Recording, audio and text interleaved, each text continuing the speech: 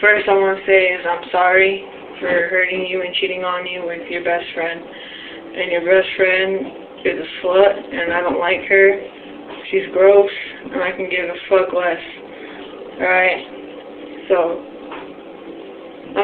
this video is like an apology to you. And the girl I'm talking about is Tawnee. And I'm trying to get her back to be with me so I can keep her again and for her to give me another chance. Because I'm in love with her and I love her and I want her back. And I'll do anything I have to do to show her that I can be a better girlfriend. Victoria Mendoza, she was like the female version of a rebellious bad boy, tattooed, wild, and not afraid to bend the rules. But behind her tough exterior was a darker reality. When Tawny Baird, a 17-year-old girl, fell for Victoria in 2004, warning signs were there. Sadly, like many abusive relationships, Tawnee realized too late that she wanted out. This case delves into the shocking events leading to Tawnee's brutal murder at 21 and explores the twisted mind of her killer, who turned to TikTok for social media fame. Welcome to Mysterious Oracle, where we unravel mysterious, terrifying cases worldwide. But before we begin, our hearts go out to the loved ones of those affected by the events in this story.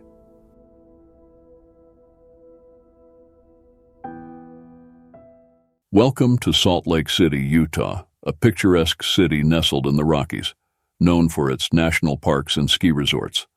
One of its charming suburbs, Holiday, was where Tawny Baird, a 17-year-old girl with dreams as big as her smile, grew up. Despite her parents' separation when she was young, Tawnee had a loving, blended family. She was affectionately called Ladybug and described as warm, engaging, and ambitious. Tawnee had her sights set on a career in music. She was talented and driven, with a circle of loyal friends. However, her loyalty would soon lead her into trouble. In 2010, during a routine drive with friends, Tawnee's life took a sharp turn when they were stopped by the police. Like many teens, they occasionally dabbled in alcohol and marijuana. But in Salt Lake City, where strict laws reflect religious and moral beliefs, this incident would change Tawnee's life forever. In Utah, possessing a controlled substance as an adult can lead to a criminal record and time in prison. Tawnee's friends were all 18 at the time. Thinking quickly, 17-year-old Tawnee took the blame for the bong and weed. However, this decision had serious consequences. She faced charges for possession and was placed in the care of Child and Family Services, then sent to a youth health treatment facility for 90 days.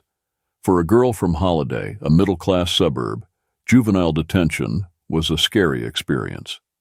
Tawnee found herself surrounded by tough kids with troubling backgrounds, some involved in gangs and violent activities. Her mom was worried sick, knowing Tawnee was a homebody. Enter Victoria Ashley Mendoza, also 17. They say opposites attract, and that was certainly true for Tawnee and Victoria. Victoria, born to Mexican immigrants, had a tough life. Her father's suicide when she was young plunged her family into hardship. Victoria's behavior became increasingly troubled, leading to multiple run-ins with the law. Yet despite her troubled past, her rebellious demeanor drew others to her, including Tawnee. Victoria embodied everything society deemed rebellious and forbidden, which appealed to Tawnee's vulnerable side. Whether Victoria's behavior stemmed from teenage distress or a deeper issue remains unclear. Nevertheless, her allure to Tawnee was undeniable. Victoria also represented security and survival, skills vital in the harsh environment of juvenile detention. But what really bonded Tawnee and Victoria was their shared love for music. Around the same time, Victoria received heartbreaking news. Her mother had aggressive breast cancer. Tawnee stood by her, deepening their connection. When Tawnee's mom visited, instead of tears, there was talk of Victoria. Tawnee, who had previously only dated boys, revealed she was gay. Her parents embraced her new relationship, showing unwavering support. Released from detention in August 2010, Tawnee and Victoria exchanged letters, promising to wait for each other. In one letter, Victoria's words hinted at something darker. Despite this, Tawnee couldn't stop talking about her, In September, instead of visiting her sick mother, Tawnee went to pick up Victoria from the center with her father. Victoria's appearance surprised Tawnee's father, who felt uneasy but chose to support their relationship. Tawnee's friends were also taken aback but accepted Victoria. However, Victoria's curiosity about Tawnee's past relationships raised eyebrows. Despite the challenges, social media depicted Tawnee and Victoria as a glamorous, crazy-in-love couple, seemingly perfect for each other. Tawnee's best friend, Lacey, noted their genuine connection. Victoria then took Tawnee to her mother's house in Ogden, known for its issues with gangs and crime. There, Tawnee met Victoria's wild friends who had a different lifestyle from hers. Tawnee noticed Victoria carrying a knife, a hobby of hers. As they spent more time together, signs of trouble emerged. Tawnee's father sensed Victoria's jealousy and insecurity, contrasting with Tawnee's trust and playfulness. Victoria's jealousy flared, especially with male friends, leading to arguments and ruined nights out. Some of Tawnee's friends distanced themselves, while others, like Lacey, tried to befriend Victoria to support Tawnee. However, Lacey realized Victoria had a short temper, making her wary. In June 2012, Victoria's mother passed away, leaving her without parents or a job. Despite the challenges, the girls had been together for 2 years, and Tawnee's parents supported Victoria through her loss. The Bairds graciously welcomed Victoria into their home, treating her like family. Casey Baird saw Victoria as another daughter, and Dana embraced her as a second mom. However, their differences strained their relationship. Victoria grew increasingly jealous of the attention Tawnee received from both boys and girls, unable to see Tawnee's unwavering devotion to her. Ironically, it was Victoria who cheated on Tawnee, seeking revenge with one of Tawnee's female friends.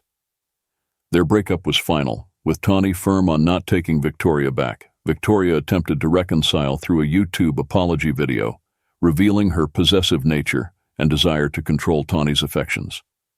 Despite warnings from friends and family, Tawnee took Victoria back, blindsided by what she perceived as romantic gestures.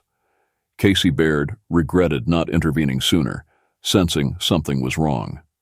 Unfortunately, female abusers like Victoria often go unnoticed. Despite heated arguments and occasional physical altercations, the couple would reconcile, hiding their issues from Tawnee's mother.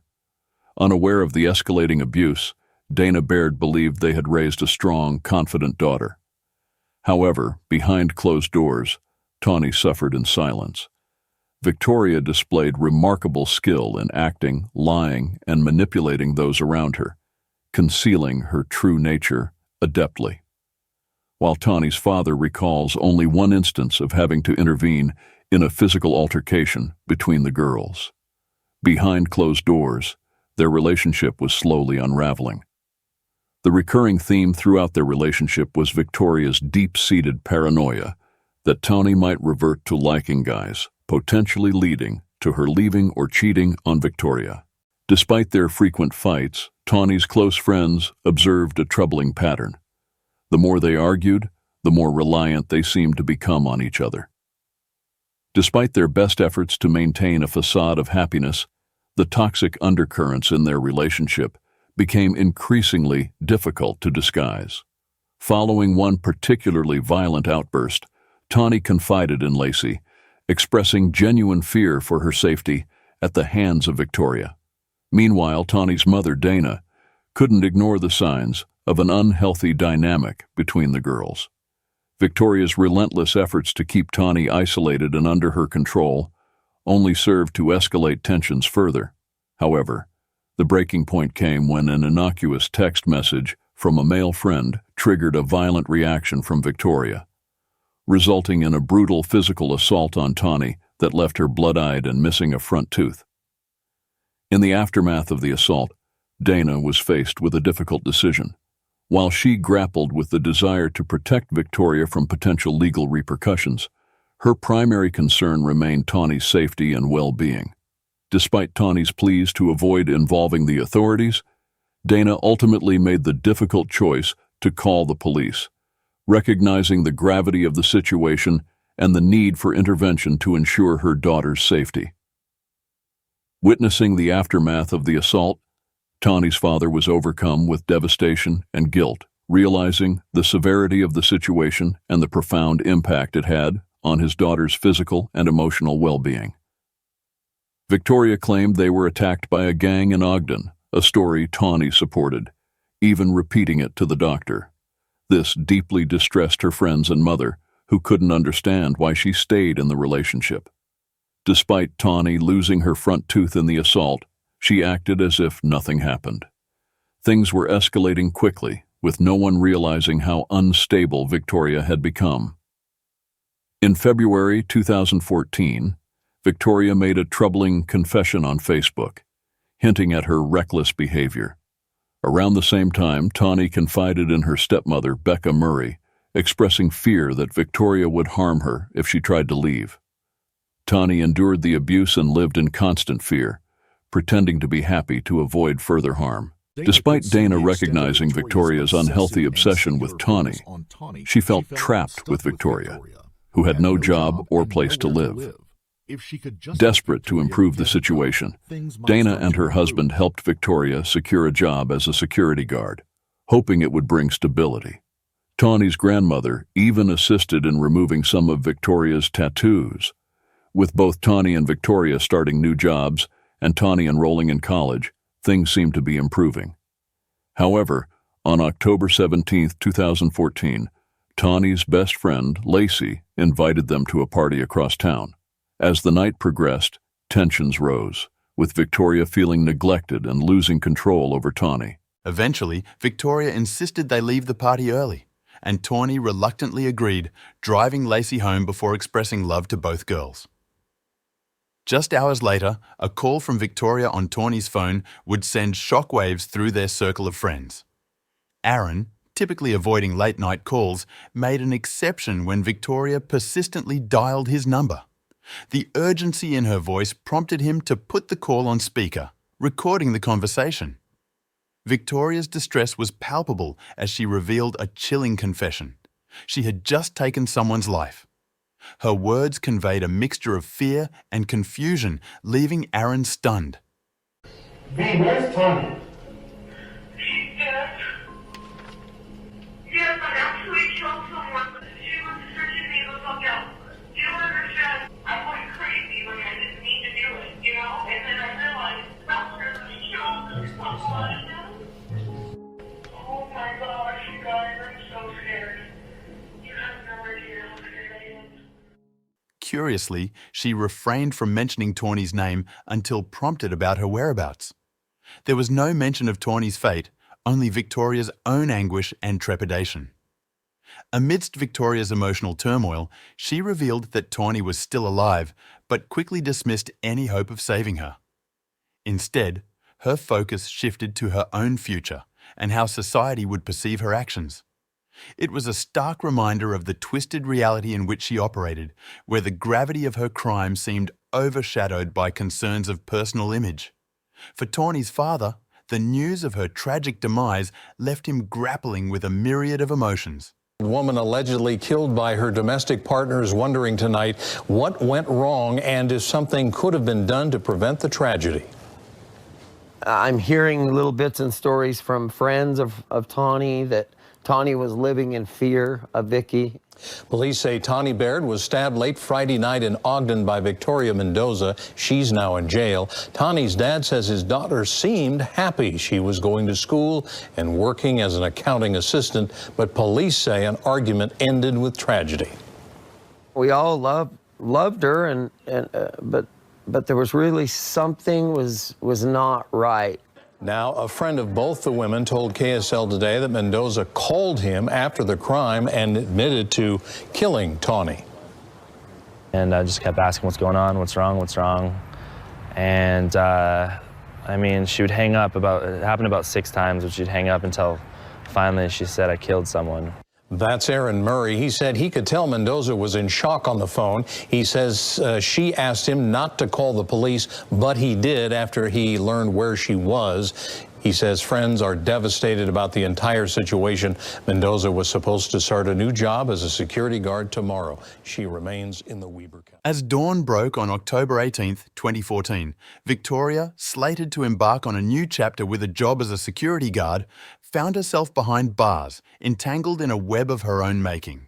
Deputies from the Ogden Police Department were swiftly dispatched to a parking lot on East Avenue in West Ogden, Utah, responding to a frantic 911 call reporting a stabbing incident. The address and city of your emergency. I have to report a murder. Okay, do you know who is murdered? Yeah, her name's Tawny. The location, a familiar spot to Victoria from her childhood days at the Ogden Church, now bore witness to a scene of unimaginable horror. Upon arrival, emergency personnel were confronted with a chilling sight. Tawny Baird, her entire body drenched in blood, sat motionless in the passenger seat of a car. Meanwhile, Victoria Mendoza, visibly shaken, exhibited signs of distress with bloodstains adorning her hands and face. Recounting the harrowing events to authorities, Victoria described a tumultuous altercation that had erupted between her and Tawnee during their journey home from a party in Weber County. The disagreement, ignited by jealousy over another man, had spiraled out of control, leading Victoria to impulsively veer into the parking lot. It was there that she retrieved a 4-inch folding knife from her pocket and unleashed a frenzied barrage of stabs upon Tawnee. Subsequent to her arrest, Victoria found herself detained in the confines of the Weber County Jail, facing the grim reality of charges for first-degree felony murder. Tragically, Tawny Baird, a mere 21 years of age, was pronounced deceased at the scene, her promising future cut short by the senseless act of violence. News of the horrific incident spread like wildfire, reaching the ears of Tawny's dear friend Lacey, who wasted no time in alerting Dana, Tawny's mother. With a heavy heart and trembling hands, Dana hurriedly checked Tawny's room, only to be met with an empty space devoid of her daughter's presence.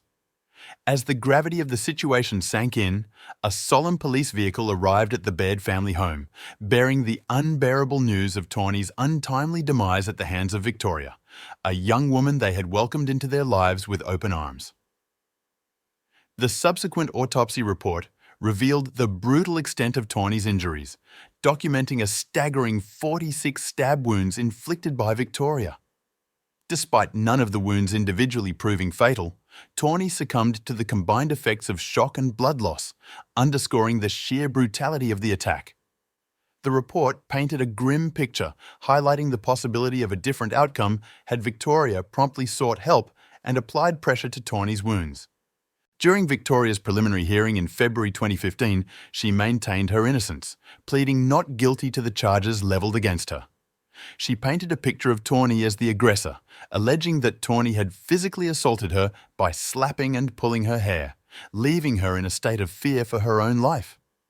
Her defense attorney argued that Victoria's actions were driven by stress-induced anxiety, citing several outbursts during the altercation. Victoria further claimed to feel isolated and persecuted, stating that she believed everyone was against her. She even expressed thoughts of self-harm, suggesting suicide as a means to alleviate the perceived burdens on others. In a final act of self-pity, Victoria lamented the emotional toll of the Baird family's accusations, asserting that their words had deeply wounded her. However, as the weight of the evidence mounted against her, Victoria's lawyer proposed a change in plea to guilty on November 10, 2015. Prosecutors highlighted discrepancies in Victoria's account of the events, particularly regarding her initial claim of driving during the stabbing. The presence of stab wounds on the right side of Tawney's body contradicted this assertion, suggesting that Victoria was indeed behind the wheel at the time of the attack. Furthermore, forensic evidence indicated a transfer of blood from the dashboard, indicating that Victoria had moved from the driver's seat to the passenger side after the assault. Following her conviction, Victoria's sentencing provided a solemn conclusion to the tragic saga. During the trial, Victoria's sister, Cindy Spencer, took the stand and recounted the chilling moment when Victoria confessed to harming Tawnee. Overwhelmed by the gravity of the situation, Cindy and her husband rushed to the church parking lot where Victoria had directed them to find Tawny's car. Spencer described feeling deeply unsettled by her sister's distressing admission. When questioned by defense attorney Michael Studebaker about the power dynamics in Victoria and Tawny's relationship, Spencer acknowledged that Tawny held the upper hand due to her possession of the car, phone, and financial support from her family. Spencer also mentioned the use of prescription drugs and marijuana, although only traces of marijuana were found in their system. In her final statement, Victoria, despite acknowledging her monstrous actions, attempted to downplay her responsibility, claiming, I'm the monster here. However, her words rang hollow, revealing a selfish undercurrent as she lamented her own suffering amidst the devastation she had caused. During the victim impact statements, emotions ran high as Tawny's father pleaded for justice, while her aunt questioned why Victoria should enjoy another day of freedom when Tawny could not. Ultimately, the court handed down a sentence of 16 years to life for Tawny Marie Baird's murder.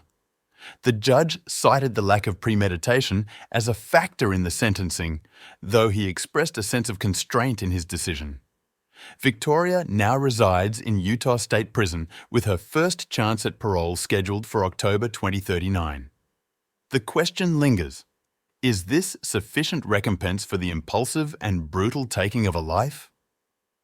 Will Victoria's time behind bars suffice to quell the jealous rages and impulsive tendencies that led to such tragedy? Only time will tell. Casey, Tawny's father, expressed a sentiment of profound anguish, stating, "I don't seek the death penalty. I want her to endure the agony of reflection for a long time. She's slowly destroying me too. She should face another trial, this time for the gradual demise of Tawny's dad and mom. I'll ensure she never sees daylight again. She took away my precious daughter."